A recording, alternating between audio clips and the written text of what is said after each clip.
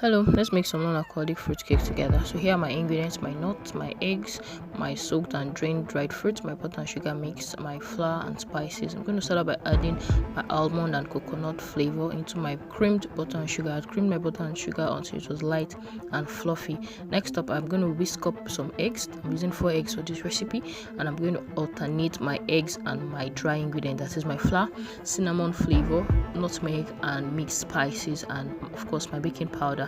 So I'm going to sieve this in. I'm going to do this in 3 batches. So I'm going to divide my flour into 3 places. I don't have to put it in separate bowls. I just have to be calculative with my eyes. Okay, I want it in 3 batches, so I would add it in 3 batches. So I've added the next batch of my egg, and then I'm going to add in my flour. After mixing, I added the last batch of my egg mix rather, and then I sieved in the last batch of my flour, my dry ingredients. After which I added my soaked and drained dried fruits. I soaked it in fruit juice, in orange fruit juice prior to then.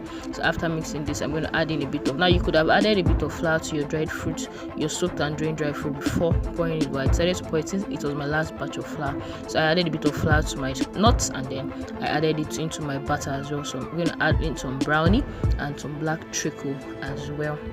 This is to make my cake moist and yummy. I've also added in some golden syrup for extra moistness and also sweetness. So I'm going to mix this in together until it is well incorporated. Please ensure that you mix and you don't over mix so that it doesn't come out tough. So I'm going to add a bit of my fruit juice, the fruit juice I drained from my dried fruit, and just for extra flavor.